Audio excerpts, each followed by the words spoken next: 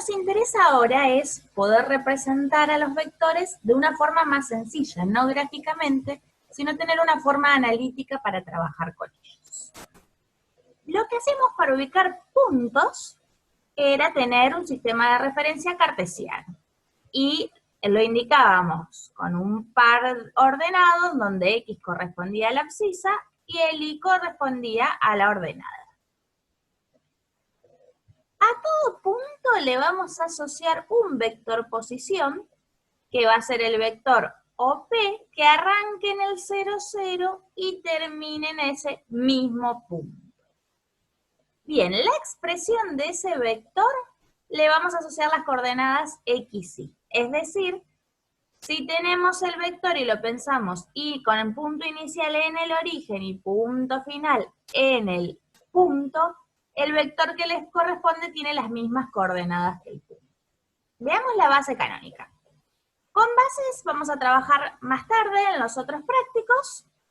La base canónica es una base muy especial y en 2 dimensiones los vectores de la base canónica son el vector que se denota con I en negrita, recuerden que los vectores los podemos denotar con negrita, o con una I y una flecha, o una I y un sombrerito, que después vamos a ver lo que significa. Y es el vector 1, 0, entonces corresponde con este vector. Fíjense que arranca en el origen y termina en el punto 1, 0.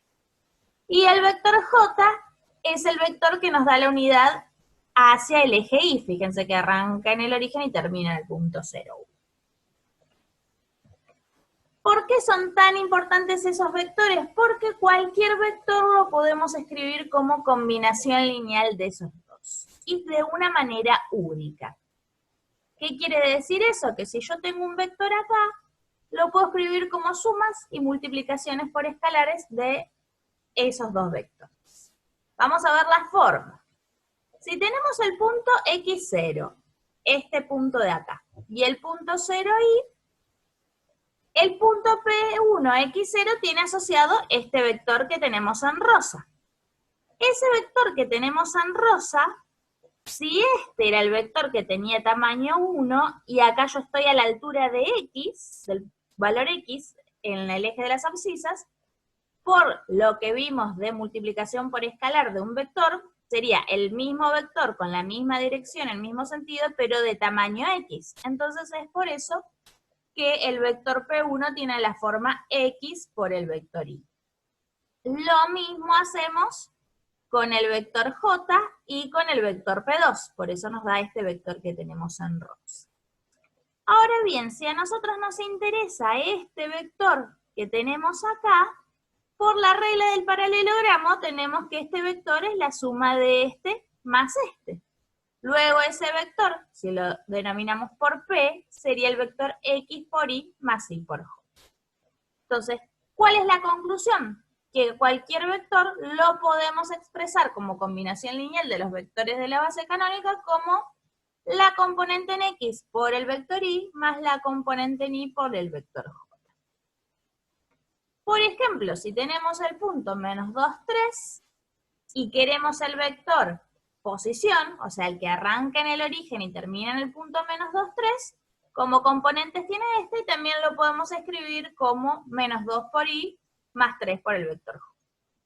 Si tenemos este vector, 8 por Y menos J, si lo queremos expresar en componentes, tenemos 8 en la primera y menos 1 es el coeficiente de la segunda, así que sería lo mismo que él. Y el vector nulo, como el punto de origen y el punto de extremos es el 0, 0, está formado por estas componentes, es decir, todas con 0. ¿Por qué me interesa tenerlo así? Porque vamos a ver ahora que las operaciones son mucho más sencillas. Si tenemos dos vectores expresados en base a sus componentes, ¿cuándo son iguales? Lo mismo que hacíamos para matrices, cuando cada uno de sus coeficientes son iguales, o sea, el primero, el x1 tiene que ser igual al x2 y el segundo también igual al segundo, el i1 igual al i2. ¿Cómo se suman vectores? Lo mismo que hacemos para matrices, sumamos el primero con el primero, coma, y el segundo con el segundo. Lo mismo para la resta, y producto de un vector es por un escalar lo mismo, multiplicamos todas las componentes por ese número. Veamos un par de ejemplos. Tenemos estos dos vectores y nos piden que calculemos todas estas cuentas. Entonces, ¿cómo se suman? Este más este, sumaríamos el 3 con el 1, por eso acá tenemos 3 más 1, el menos 2 con el 5, lo tenemos acá, y finalmente nos da este vector. Esto ahora porque es la primera vez que lo hacen. Si después lo quieren ir haciendo más rápido, no hay problema. Si ustedes directamente de acá quieren pasar acá, estas son cuentas sencillas.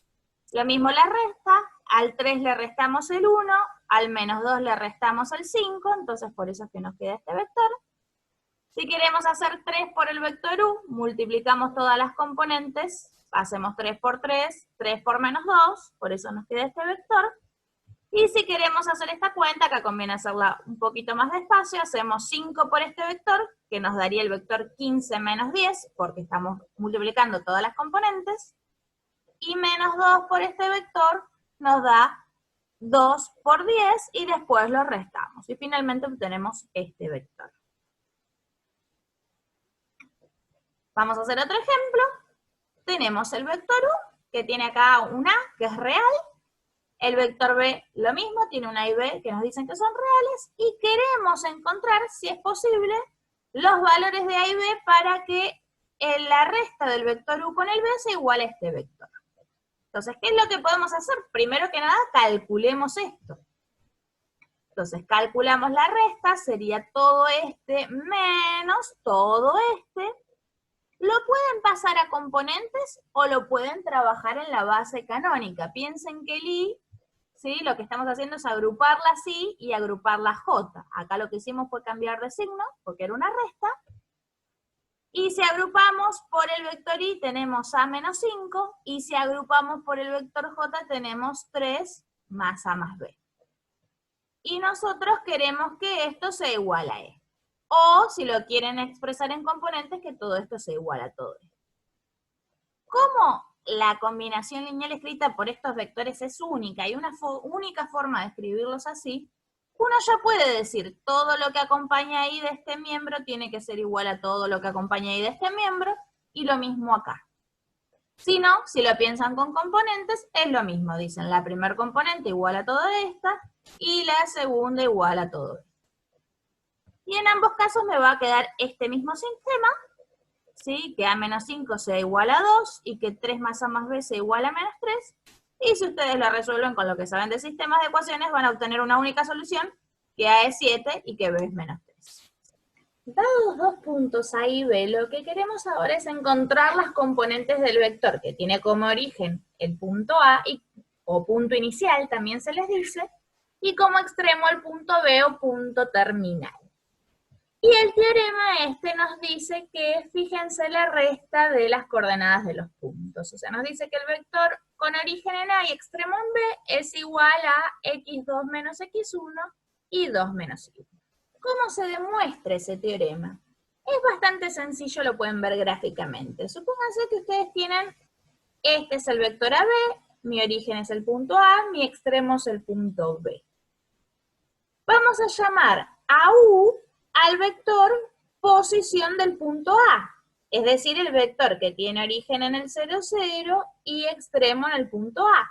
Sabemos que ese vector, sus coordenadas son las mismas que las del punto A, o sea, x1 y 1.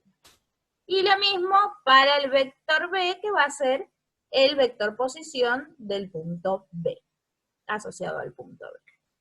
Bueno, si se fijan la relación que hay en este dibujo, fíjense que acá se nos forma un triángulo. Entonces, por la regla del triángulo, este más este es igual a este. Es decir, U más el vector AB es igual a B. Entonces, el vector AB en realidad no es otra cosa que el vector B menos U. Este era el vector B, este era el vector U. Restamos vectores que se restaban lugar a lugar y finalmente nos da eso. Y de ahí es que sale esa fórmula. Vamos a hacer un par de ejemplos. Nos dicen hallar las coordenadas del vector que tiene origen en A, que es el punto menos 1, 2, y extremo en B, que es el punto 5, 6. ¿Qué nos decía el teorema? Que esta era la forma de encontrarlo. Bueno, ¿quién es x2? Es 5. ¿Quién es x1? Es menos 1. quién es Y2 es 6, quién es Y1 es 2. Entonces, finalmente, el vector que tiene origen en A y extremo en B es este. Es muy importante que tengan en cuenta el orden. Si nos hubieran dicho con origen en B y extremo en A, iba a ser al revés la resta, ¿sí? Así que es muy importante que tengan cuidado con eso. Vamos a hacer otro ejemplo. Acá nos piden hallar las coordenadas del extremo B del vector U, ¿sí? Su origen es esto. Entonces acá es al revés. No nos dieron los dos puntos, si quieren el vector, nos dieron al vector y uno de los puntos. En este caso el origen. Podrían habernos dado el extremo. Y queremos encontrar el extremo. Arrancamos igual. Sabemos esto. Ahora tenemos el vector AB, que era 3 menos 1. No tenemos el extremo B, así que le podemos poner x2, y sub 2, o las letras que ustedes quieran, pero tenemos el origen, entonces sería menos 1 y menos 1. Ahora, por igualdad de vectores, este 3 tiene que ser igual a esto, que es x2 menos 1, y este menos 1 tiene que ser igual a todo esto. Y si ustedes resuelven esas dos ecuaciones, van a llegar a que el x2 es 4 y que el y sub 2 es 0, entonces por eso finalmente el punto B es el 4, 0.